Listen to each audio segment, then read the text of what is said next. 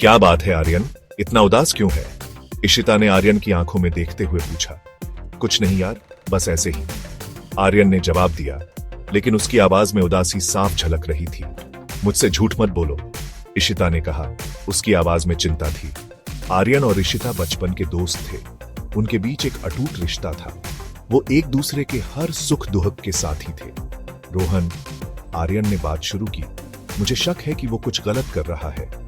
ऐसा मत कहो यार, इशिता ने कहा।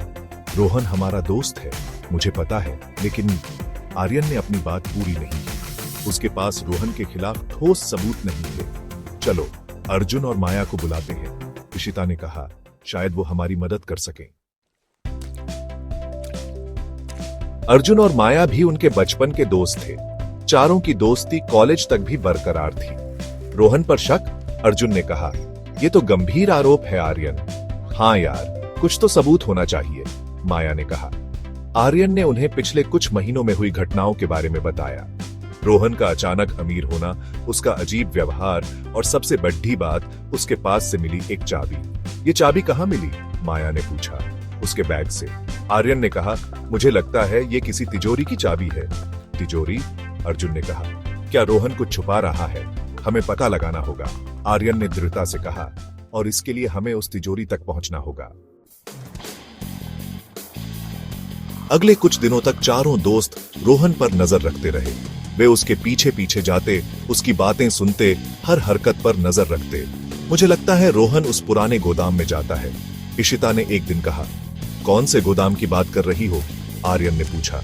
वो जो शहर के बाहर है, जहां पहले रोहन के पिता की फैक्ट्री हुआ करती थी, इशिता ने जवाब दिया। हो सकता है तिजोरी वहां हो, अर्जुन ने कहा। हमें वहां जाना चाहिए। चारों दोस्तों ने उस गोदाम में घुसने की योजना बनाई। उन्हें पता था कि यह खतरनाक हो सकता है, लेकिन रोहन के राज का पर्दाफाश करने के लिए वे किसी भी हद तक जाने को तैयार थे। उसी शाम रोहन ने अपने घर पर एक पार्टी रखी थी। चारों दोस्तों ने इस मौके का फायदा उठाने का फैसला किया। पार्टी में रौनक थी। तेज संगीत बज रहा था, लोग नाच रहे थे और खाने पीने की चीजें सजी हुई थीं। लेकिन चारों दोस्तों का ध्यान पार्टी में नहीं था।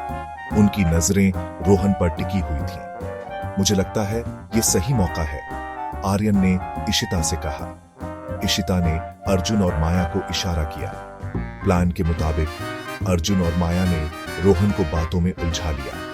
इस बीच आर्यन और इशिता चुपके से घर के उस हिस्से में चले गए जहां रोहन का कमरा था। रोहन का कमरा अस्त व्यस्त था।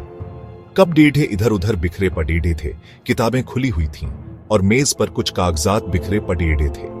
तिजोरी कहां होगी? इशिता ने फुसफुसाते हुए कहा। आर्यन ने ध्यान से चारों ओर देखा। उसकी नजर दीवार पर टंगे एक पेंटिंग पर पड़ी थी। पेंटिंग थोड़ी टेढ़ी लगी। मुझे लगता है ये रही तिजोरी, आर्यन ने पेंटिंग हटाते हुए कहा। उसके पीछे एक छोटी सी तिजोरी थी।